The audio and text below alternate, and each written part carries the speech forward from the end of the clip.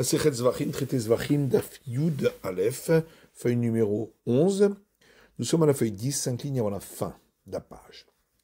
Dans la Tam, il y a une Mishnah ailleurs qui dit Shaya Rabbi Akiva Omer, car Rabbi Akiva disait Kol Damim Shirnesu Lehechal Lechaper, tous les sangs des sacrifices qui sont entrés dans le palais du temple pour apporter expiation, alors qu'ils n'auraient pas dû. Psulim, les sacrifices sont invalides. Vachachamim omrim, et les sages disent Chatat bilvad, c'est uniquement pour le sacrifice expiatoire. Rabbi Eliezer Omer, Rabbi Eliezer dit Afa Hacham, également pour le sacrifice délictif. Chez Neymar, puisqu'il est écrit dans le Lévitique Kahatat Kahacham, comme l'expiatoire et le délictif. Rabbi Eliezer qui décamar Tarma, on comprend Rabbi Eliezer, il a donné l'explication à son avis. Et là, les Rabbanan, Maïtama, mais les sages, quelle est la raison de leur avis? Rava explique, Hacham nichnas damo lifnim, pasul lomatzitamart. Le sacrifice délictif, dire que lorsque son sang est entré à l'intérieur du palais du temple, il deviendrait invalide, tu ne peux pas le dire. Kalvachomer merola, à cause d'un argument a fortiori à partir du sacrifice de l'Holocauste. Marola, si déjà le sacrifice de l'Holocauste, chez Khalil, qui est entièrement brûlé sur l'autel, malgré cette sévérité, lorsque son sang est entré à l'intérieur du palais du temple, il reste valide. Hacham she'eno Khalil lo kol sheken, le sacrifice délictif qui n'est pas entièrement brûlé sur l'autel, donc moins sévère, n'est-ce pas, à plus forte raison. Là-dessus, on rétorque mal et rola sheken et la mechaperet. Cependant, l'Holocauste a un point de non-sévérité, c'est qu'il n'apporte pas expiation. Milchat roté tochiach. On réplique que l'oblation du fauteur est la contre-preuve, puisque elle apporte expiation, et malgré tout, si la poignée qu'on prend de cette oblation qui représente le sang entre à l'intérieur du palais du temple, l'oblation n'est pas invalidée pour autant. L'Agmar demande pourquoi on n'a pas apporté la contre-preuve à partir du sacrifice expiatoire composé d'un oiseau. L'Agmar répond parce que ce sacrifice expiatoire composé d'un oiseau, il y a là-dessus une question de Rabbi Avin. Est-ce qu'on y applique cette règle, que si le sang est entré à l'intérieur, le sacrifice est invalidé ou pas? C'est pourquoi on n'a pas apporté de preuve de là.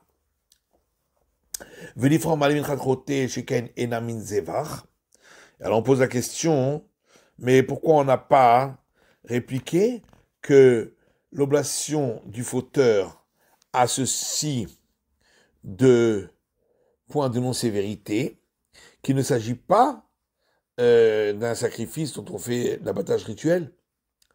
Alors, on l'a toriach, parce que là, on apporterait une contre-preuve de l'Holocauste.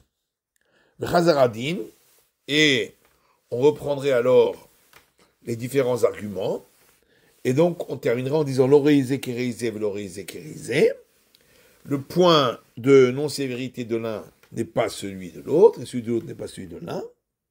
Atzal al-Shaveshebahen, et le point commun des deux, entre l'Holocauste et l'oblation du fauteur, Shen Koche Kodashim, c'est que ce sont des éléments sanctifiés des sanctifiés, Venichnas Ifnim Kesherim, et lorsque on les a fait entrer leur sang ou bien la poignée pour l'oblation à l'intérieur du palais du temple, il reste valide. Afani Avi Hacham, et donc je peux aussi dire pour le sacrifice délictif, Shu Kodesh Kodashim, qui est également sanctifié des sanctifiés, Venichnas Damo Lifnim, que si son sang est entré à l'intérieur du palais du temple, Kacher, il reste valable. Amar le Rava mi Barnish le Ravashi.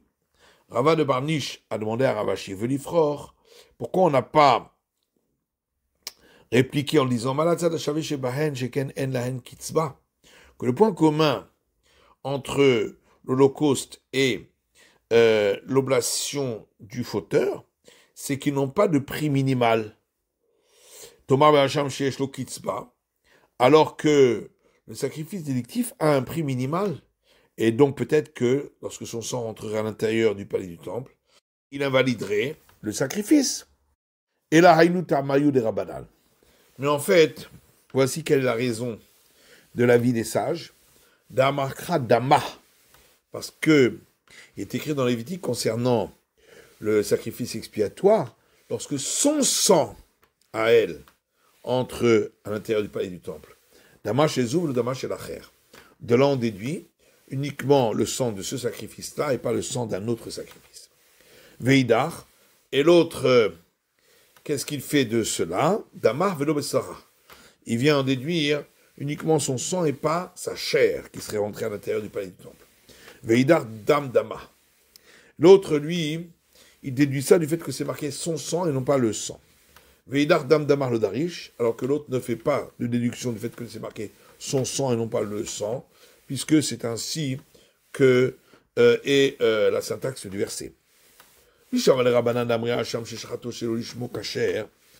Alors, on pose une question en disant, on comprend l'avis des sages, qui eux disent que le sacrifice délictif qu'on aurait abattu rituellement au nom d'un autre sacrifice est valide. On comprend bien d'après eux alors pourquoi l'oblation a été juxtaposée au sacrifice expiatoire et également au sacrifice délictif. Netanya, comme c'est écrit dans une braïta, Rabbi Shimon Omer, Rabbi Shimon dit, Kodesh Kodashim hi kahatat v'cha'asham. Il est écrit concernant l'oblation, sanctifiée des sanctifiés elle est, comme le sacrifice expiatoire et le sacrifice délictif. Minchat rote arei kechatat, parce que l'oblation du fauteur, elle est comme le sacrifice expiatoire. Et donc, si on a pris la poignée de cette oblation au nom d'une autre, elle est invalide, comme le sacrifice expiatoire qu'on aurait abattu rituellement au nom d'un autre sacrifice. Minchat nedava, alors que l'oblation qui vient pour accomplir une promesse, Reike Hacham, elle a les mêmes règles que le sacrifice délictif. Les fichar, et c'est pourquoi, comme ça, chez l'Oishma Keshera, si on en a pris la poignée au nom d'une autre oblation, elle reste valable. Et là, les Rabbi Eliezer, par contre, d'après Rabbi Eliezer, qui dit qu'il n'y a pas de différence entre le sacrifice expiatoire et délictif, dans les deux cas, si ça a été fait au nom d'un autre sacrifice, ils ne sont pas valables. Les Maïcheta et Kash Mincha le Khatat ou Mincha le Hacham. Alors, à quel sujet l'oblation a-t-elle été d'un côté juxtaposée au sacrifice expiatoire et de l'autre au sacrifice délictif? Et on répond, le Chidar de Rabbi Shimon. C'est pour un autre enseignement de Rabbi Shimon, d'Etnan, ce qui est une Mishnah qui dit, Shelo Bikli Sharet Pesula. Si on n'a pas posé la poignée qu'on a pris de l'oblation dans un ustensile de service, mais on l'a gardé dans la main, et ainsi on l'a amené jusqu'à l'autel, l'oblation est non valable. Rabbi Shimon marchir. D'après Rabbi Shimon, elle est valable. V'amar Rabbi Uda bere de Rabbi Chia, ma'itama de Rabbi Shimon. Et Rabbi Uda, fils de Rabbi Chia, dit, quelle est la raison de la vie de Rabbi Shimon? Amaka kodesh kodashim hi kahatat v'cha'asham. Parce qu'il est écrit concernant l'oblation, elle est sanctifiée des sanctifiés, comme le sacrifice expiatoire et comme le sacrifice délictif. Pour nous apprendre, Baal Ovdar Beyad, s'il veut faire le service de l'oblation en apportant la poignée à l'autel dans sa main, Ovdar Beyimin, il doit le faire avec la main droite, Kechatat, exactement comme le sacrifice expiatoire, où on utilise l'index de la main droite pour mettre le sang sur l'autel. Bikli, s'il veut l'apporter à l'autel dans un récipient du service du temple, Ovdar Bismol, il a le droit de porter ce récipient avec la main gauche, Ka'acham, exactement comme pour le sacrifice délictif, dont il peut tenir le récipient qui contient son sang pour le lancer sur l'autel, avec sa main gauche. Rabbi Shimon, Aïkra m'a piqué les achis ou m'a piqué les achis. L'Agma demande, mais alors, d'après Rabbi Shimon, le même verset, on l'utilise dans la braïta précédente pour un enseignement, et maintenant dans cette Mishnah, on l'utilise pour un autre enseignement. Et l'Agma répond, Ikakra like des Ravi Dabere des Rabbi Chiyahu. L'essentiel du verset vient pour nous apprendre l'enseignement qui a été rapporté ici par Rav Yuda, fils de Rabbi Chiya, qui explique la Mishnah. Deata, c'est pour ceci qu'il est venu.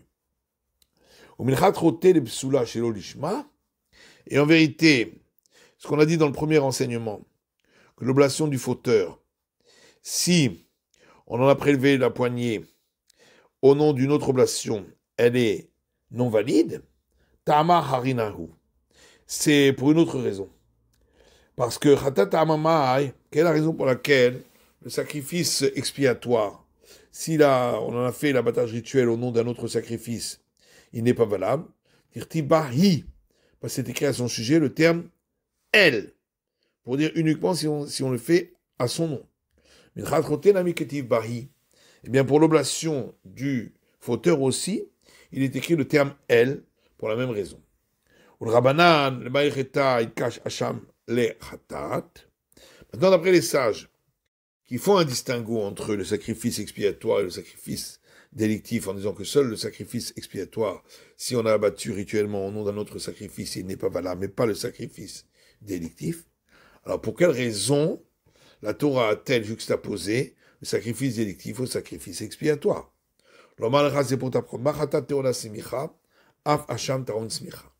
la même manière que le sacrifice expiatoire nécessite qu'on impose les mains sur la tête du sacrifice avant l'abattage rituel, et bien de même pour le sacrifice délictif.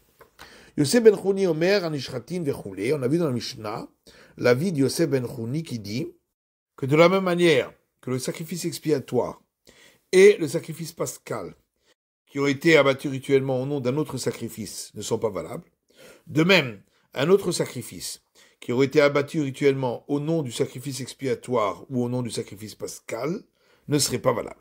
Amar Rabbi Yochanan dit, Yosef ben Chouni et Rabbi Eliezer amrou davar echad. Yosef ben Chouni que nous avons vu et Rabbi Eliezer sont tous deux du même avis. Rabba Amar, Rabba dit, Ba'achrim l'shem chatat pligé, que concernant d'autres sacrifices qu'on aurait abattus rituellement au nom d'un sacrifice expiatoire, là-dessus ils discutent.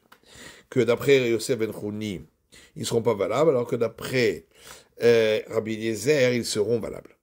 Netanya, il apporte là-dessus pour preuve une braïta, qui dit « A Pesach chez Avra chez Nato » un sacrifice pascal qui a déjà dépassé sa première année, ne peut plus être offert donc en sacrifice pascal. Et il est offert alors en tant que sacrifice pacificatoire. Ushrato bismano lishmo. Si on en a fait l'abattage rituel au moment du sacrifice pascal et au nom du sacrifice pascal, Vechen est de même. Ashochet acherim l'shem Pesach. Celui qui abat rituellement d'autres sacrifices au nom du sacrifice pascal, bismano, au moment du sacrifice pascal, Rabbi Eliezer possède, et Rabbi Yoshua marchir. Rabbi Eliezer dit qu'ils ne sont pas valables, et Rabbi Yoshua dit qu'ils sont valables. Amar Rabbi Yoshua dit, Im bisharimot hashana, sheino kasher lishmo, achrim ksherim lishmo, si déjà les autres jours de l'année, qui ne sont pas le moment du sacrifice pascal, qui est le 14 Nissan après-midi, et où le sacrifice pascal n'est pas valable lorsqu'il est offert en son nom, puisqu'il doit être offert uniquement en son nom le 14 après-midi, et malgré tout, d'autres sacrifices qui auraient été offerts en son nom seraient valables. Bismano, lorsque c'est au moment du sacrifice pascal, chez Ukacher Lishmo, où le sacrifice pascal est valable en son propre nom, et Nodin Shir Sheru Acherim Lishmo, n'est-ce pas à plus forte raison que d'autres sacrifices sont aussi valables s'ils ont été offerts en son nom. Et donc ainsi, il contre l'avis de Rabbi Eliezer. Amalo Rabbi Eliezer lui a rétorqué, O Chiluf Advarim, ou alors on pourrait dire, À l'inverse, Uma, im sharimot hashana. Si déjà, les autres jours de l'année, à part le 14, Nissan, jour du sacrifice pascal, chez nos kasher lishmo, où le sacrifice pascal n'est pas valable, s'il a été offert en son nom. Kasher ul shem acherim. Il est valable s'il a été offert au nom d'autres sacrifices. Bismano shu kasher lishmo. Alors, à son moment, au moment où on offre le sacrifice pascal, où il est valable lorsqu'il a été offert à son nom, et nous dit sur Charles Shem Acherim, n'est-ce pas à plus forte raison qu'il devrait être valable s'il a été offert au nom d'autres sacrifices? V'yurshar Pesar Barbaasar Shelo Lishmo. Mais alors à ce moment-là, ça voudrait donc dire, d'après cet argument, que le sacrifice pascal serait valable s'il a été offert le 14 Nissan au nom d'un autre sacrifice, le Karata Omer. Est-ce que tu dis une chose pareille? Pourtant, tout le monde est d'accord qu'il n'est pas valable.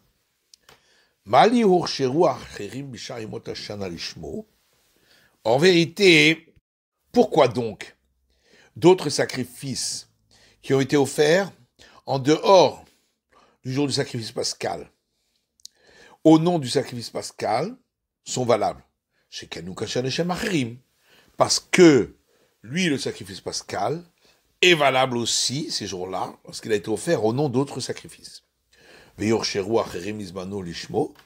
est-ce qu'alors les autres sacrifices seraient valables lorsqu'ils ont été offerts au nom du sacrifice pascal au moment du sacrifice pascal, alors que lui, à ce moment-là, lorsqu'il a été offert au nom d'autres sacrifices, il est non valable? Et donc c'est bien pour cela que dit Rabbi Eliezer, d'autres sacrifices qui ont été offerts au moment du sacrifice pascal, au nom du sacrifice pascal, ne sont pas valables. Amalo Rabbi Yeshua lui dit, Im kenora takoach pesach, venatakoach bishlamim. Mais alors à ce moment-là, tu as diminué la sévérité qui est conférée au sacrifice pascal, puisque lorsqu'il aura été offert en dehors de son temps, en sacrifice pacificatoire, il sera valable. Venatata koach bishlamim, et à l'inverse, tu as donné plus de sévérité qu'à lui au sacrifice pacificatoire. Puisque d'après toi, lorsque le sacrifice pacificatoire aura été offert au moment du sacrifice pascal, en tant que sacrifice pascal, il ne sera pas valable. Chazar Rabbi Eliezer vedano dinacher. Et Rabbi Eliezer est venu avec un autre argument. On a donc trouvé que le surplus du sacrifice pascal, qui n'a donc pas été offert en sacrifice pascal, est offert les autres jours en sacrifice expiatoire. Par contre, le surplus de sacrifice pacificatoire, par exemple, lorsqu'une personne avait perdu le sien, et il a offert un autre en pacificatoire, et on a retrouvé le premier, lui n'est pas offert en sacrifice pascal. Et donc on va dire l'argument suivant. Si déjà le sacrifice pascal, dont le surplus est offert en pacificatoire, mais si le sacrifice pascal a été offert au moment du sacrifice pascal en tant que pacificatoire, pasoul, il n'est pas valable. Shlamim shel motaran ba pesach, sacrifice pacificatoire, dont le surplus n'est pas offert en sacrifice pascal. Im shratam leshem pesach bismano, si on les a offerts en sacrifice pascal, au moment du sacrifice pascal, enodin shiupsulim, n'est-ce pas à plus forte raison qu'ils seront invalides? Amarlo Rabbi Yeshua, et là-dessus Rabbi Yeshua a répliqué en le disant, on a trouvé que le surplus de sacrifice expiatoire, lorsque il en a choisi deux, pour qu'il y en ait toujours un, s'il y en a un autre qui se perd, le deuxième, donc le surplus, sa contre-valeur est utilisée pour acheter un sacrifice d'holocauste. Par contre, le surplus du sacrifice d'holocauste n'est pas offert en sacrifice expiatoire. Alors, d'après ton argument, il faudrait dire pareil. Si déjà le sacrifice expiatoire, dont le surplus est offert en holocauste, malgré tout, si on a abattu rituellement un sacrifice pacificatoire au nom d'un holocauste, il n'est pas valable. Alors, Ola Shel Motaraba Hatat, un holocauste dont le surplus n'est pas utilisé en sacrifice expiatoire, Sheratal Shem Hatat Enodin Shete Psula, si on l'a abattu rituellement au nom du sacrifice expiatoire, n'est-ce pas à plus forte raison qu'il devrait être invalide? Or, Rabbi Eliezer n'a pas dit oui, effectivement, il est invalide. C'est que donc, comme l'a dit Rabba, Rabbi Eliezer pense que d'autres sacrifices qui ont été faits au nom de sacrifices expiatoires sont oui valables. Amarlo Rabbi Eliezer. Alors Rabbi Eliezer lui répond, Lo, imamata bechatat sheken keshera lishma. Kol hashana. Ça, effectivement, pour le sacrifice expiatoire, quand d'autres sacrifices ont été offerts en son nom, ils sont quand même valables, parce que le sacrifice expiatoire est valable en son nom toute l'année. Omar Pessah. Mais ça, on ne peut pas le dire pour le sacrifice pascal. Chez nous, Kacher Lishmo et la Bismano. Car lui n'est valable en son nom que lorsqu'il est offert en son temps, au moment du sacrifice pascal, pas les autres jours de l'année. Oui, il vous passe sous Lishmo. Et donc, puisque le reste de l'année, il n'est pas valable s'il a été offert en son nom, Dino chez Fastou Acherim Lishmo. Il est logique de dire que d'autres sacrifices qui auraient été offerts en son nom à lui de sacrifice pascal au moment de sacrifice pascal ne sont pas valables. Shimon Achi Azaria Omer Vechoulé. On a vu dans la Mishnah que Shimon, le frère de Azaria, dit que les sacrifices qui ont été offerts au nom d'autres sacrifices qui sont supérieurs à eux, ils sont valables. Mais si c'est au nom de sacrifices qui sont inférieurs à eux, ils ne sont pas valables. Ravashi Matne Mishme de Rabbi Yochanan. Ravashi rapporte au nom de Rabbi Yochanan, Ravacha Bere de Rava Matne Mishme de Rabbi Yanai. Et Ravacha, fils de Rava, rapporte au nom de Rabbi Yanai. Maïtama de Shimon Achi Azaria. Quelle est la raison de la vie de Shimon, le frère d'Azaria? D'amarkra, parce que on a trouvé et écrit ainsi, Velo yechalelu et kodesh ben Israël et ashayerim l'Hashem, et ils ne profaneront pas les éléments sanctifiés des enfants d'Israël, ce qu'ils élèveront pour l'Éternel. Mais Muram mehen el mitralelim, de là on apprend, lorsque c'est au nom d'un statut plus élevé qu'ils sont offerts, ils ne sont pas profanés. Mais si c'est au nom de sacrifices moins élevés, alors ils sont considérés comme profanés. Et la Gemara demande, est-ce que ce verset est venu pour cet enseignement-là? Pourtant, on l'utilise pour l'enseignement de Shmuel. D'Amar Shmuel, car Shmuel dit, tout sait-on que celui qui mange une récolte dont on n'a pas opéré les prélèvements, il est passible de la mort de par le ciel. Parce qu'il est écrit, et ils ne profaneront pas les éléments sanctifiés des enfants d'Israël, ce qu'ils prélèveront pour l'Éternel. Donc on parle d'un cas où on va prélever plus tard, et donc il y a l'interdiction de manger avant le prélèvement. En vérité, c'est parce que si le verset était venu que pour le premier enseignement qu'on a rapporté, on aurait pu écrire qui ont été élevés.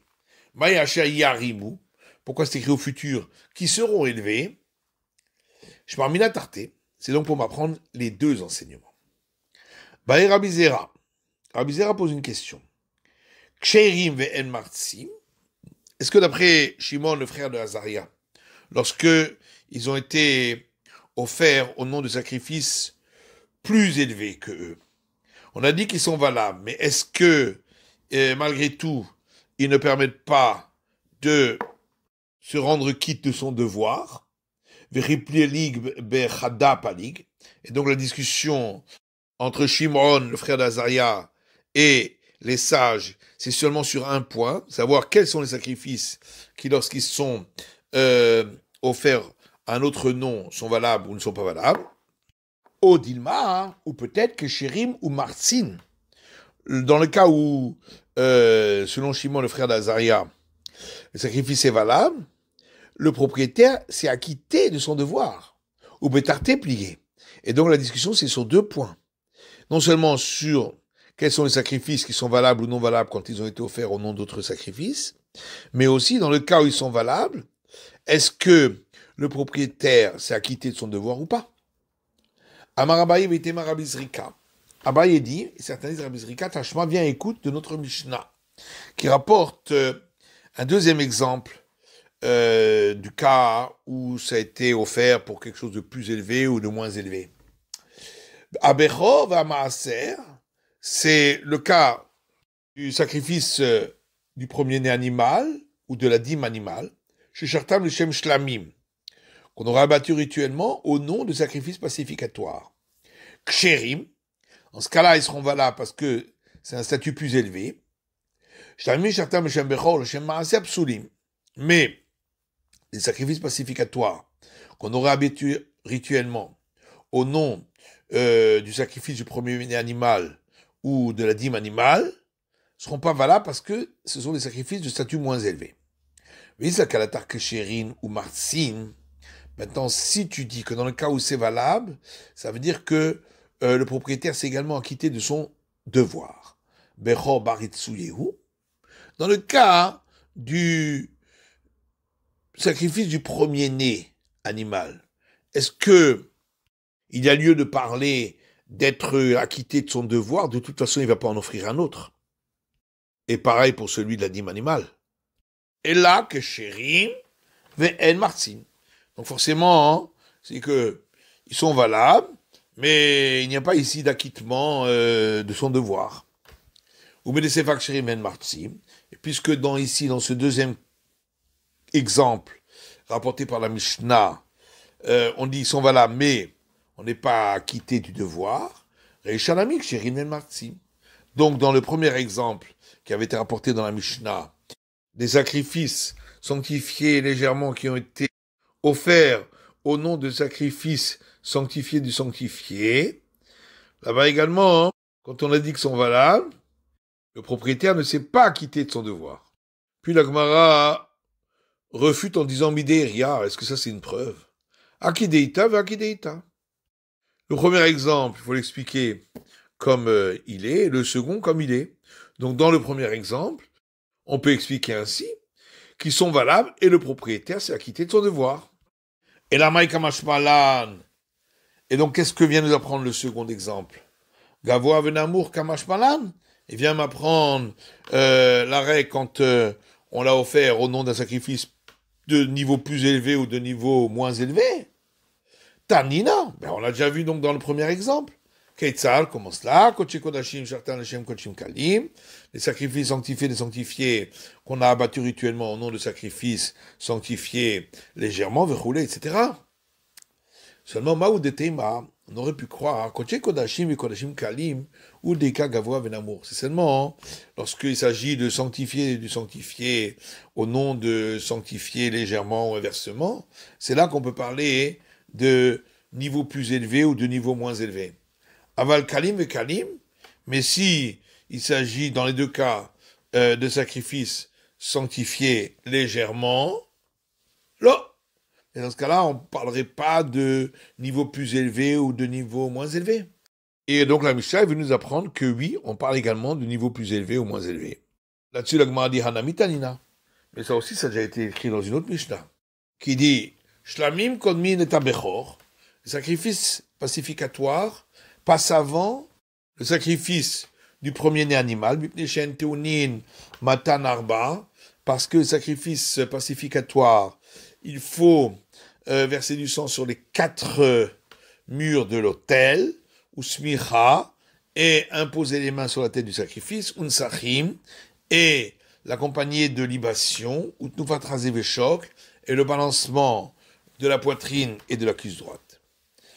Donc on voit que on fait un distinguo, même pour des sacrifices sanctifiés légèrement. Certains sont considérés comme plus élevés, d'autres moins élevés. La Gemara dit Ha'ika, Ha'i Agrar Anasba.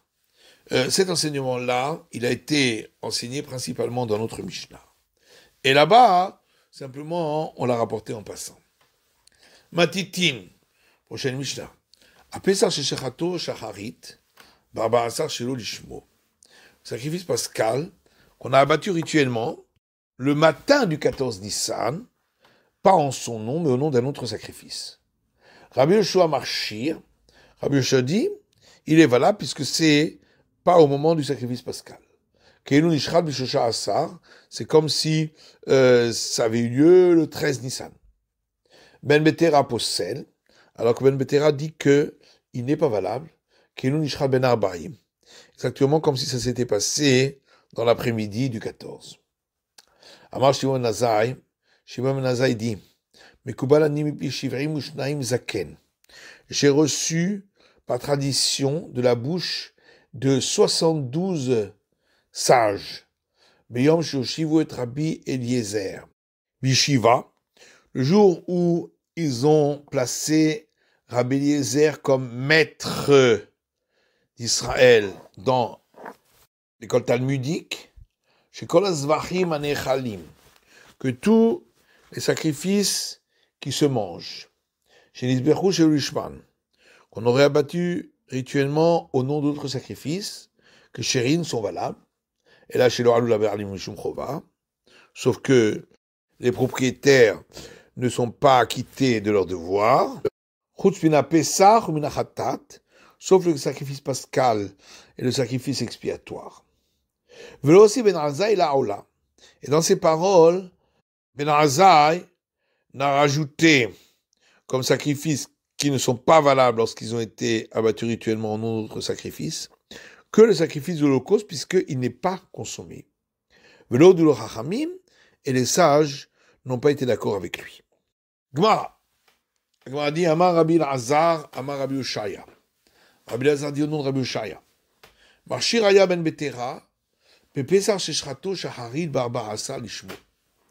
Ben Betera considérait un sacrifice pascal qu'on aurait abattu rituellement le matin du 14 Nissan en son nom est valable.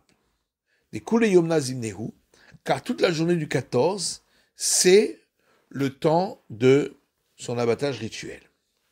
Au Maïkeilou, pourquoi il a dit comme si ça avait été offert l'après-midi, Aïdé Damar Rabbi Yoshua Keilou, étant donné que Rabbi Yoshua a dit comme si, Amarionami Keilou, lui aussi a dit comme si. Yahim, mais alors demande la Gemara, c'est ainsi. Anim Flige Beshelo Lishmo. Pourquoi dans la Mishnah il discute uniquement dans le cas où ça a été abattu, pas à son nom? Il Flegou Belishmo, il n'avait qu'à discuter dans le cas où c'était abattu à son nom du sacrifice pascal, si c'est valable ou pas le matin du 14. La Gemara dit Flegou Belishmo. Si on avait rapporté leur discussion dans le cas où on l'a offert à son nom, avait Amina Aval Beshelo Lishmo Modera Biyeshua le Ben Betera. On aurait pu croire que lorsque ça a été abattu pas à son nom, que Rabbi Yoshua serait d'accord avec Ben Betera, qu'il n'est pas valable, étant donné que une partie de cette journée du 14, il est apte à être offert à son nom. Kamash parlant, c'est pourquoi on vient m'apprendre que non. Alors la Gemara demande Vaketi Ben Arbaim. Pourtant, c'est écrit concernant le sacrifice pascal entre les moments où le ciel s'obscurcit. Ce qui veut dire, entre le début de l'après-midi où ça commence à s'obscurcir et le coucher du soleil où ça s'obscurcit complètement. Donc de là, on apprend que c'est que l'après-midi qu'on offre le sacrifice pascal. Amaroula Bere de Rabilaï, où la fils de Rabilaï dit, Ben Shne Aravim. Non, ça veut dire entre deux moments obscurs, ça veut dire entre les deux nuits. La nuit du 14 et la nuit du 15, c'est à ce moment-là qu'on offre le sacrifice pascal, d'après Ben Betera. La Gemara dit Tamid, mais alors le sacrifice quotidien, dire Tibé Ben Arbaim, c'est marqué le second, est offert entre les temps de l'obscurcissement. Achinami de Kulaïma Kacher. Alors ici aussi, on va dire que le sacrifice quotidien, le second, peut être offert toute la journée. Et la Gemara dit Atam là-bas, non, Midirti, parce que c'est écrit Takev Sechata Sebaboker. Un agneau tu feras le matin.